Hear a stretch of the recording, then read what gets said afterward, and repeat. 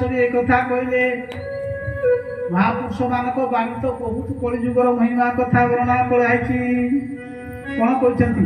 କଳିଯୁଗ ଲକ୍ଷଣ କଣ? କଳିକାଳେ ପ୍ରାଣୀ ମାନେ ଅଳ୍ପାୟୁ ହୋଇଲେ, କର୍ମ ଛାଡ଼ି କରିଅ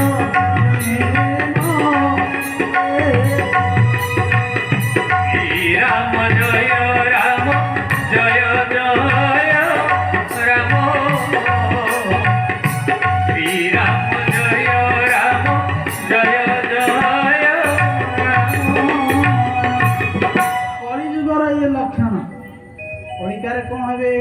କଳିକାରେ ପ୍ରାଣୀ ମାନେ ଅଳ୍ପାୟୁ ହୋଇଲେ,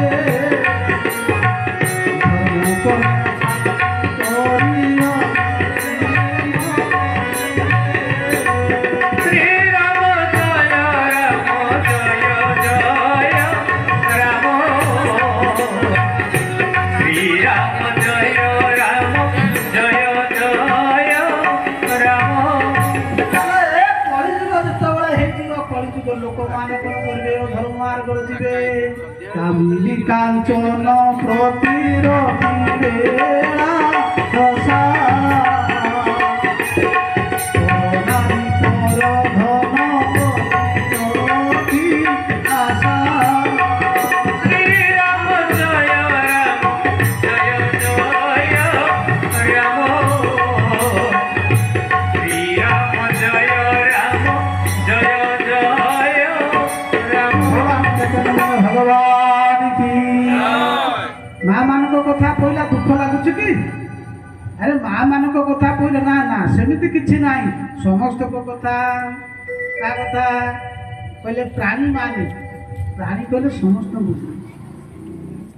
ଆଚ୍ଛା କହିଲ ଦେଖି, ଏସବୁ କଳିଯୁଗରେ ହେଇନି?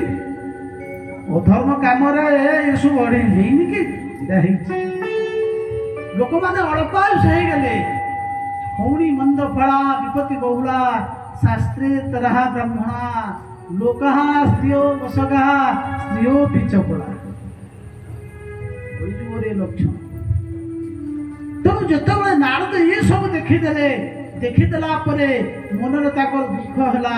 ବିଚାର କଲେ କଣ କରିବେ? ଚତୁଃଶତ କହୁଛନ୍ତି ଠିକ ଅଛି, ତୁମ ମନର ଦୁଃଖ ତ ସଂସାର ପ୍ରତି। ଆରେ ସଂସାରର କଲ୍ୟାଣ ପାଇଁ ଏକମାତ୍ର ହଉଛି ସତ୍ସଙ୍ଗ। ମନେ ରଖ। ଯଦି ଆମେମାନେ ଆମ ପିଲାମାନେ ଆଜି ସଂସ୍କାରହୀନ ହେଇଯାଇଛନ୍ତି ଏ ସତ୍ସଙ୍ଗ, ଯଦି ଚୋରି ହଉଛି ସତ୍ସଙ୍ଗର ଅଭାବରୁ ଚୋରି ହଉଛି। ଯଦି ସଂସାରରେ ଯେତେ ଯେତେ ଖରାପ କାମ ସବୁ ହଉଛି ନା, ସରକାର ଚାହିଁଲେ ବି ଖରାପ କାମ ରଖିପାରିବ ନାହିଁ। ଯଦି ଖରାପ କାମ ଯଦି ରଖିବାକୁ କେହି ଚାହେଁ, ସଂସାର ଏକମାତ୍ର ହଉଛନ୍ତି ସତ୍ସଙ୍ଗ। ଆଧ୍ୟାତ୍ମିକ ମାଧ୍ୟମରେ ସଂସାର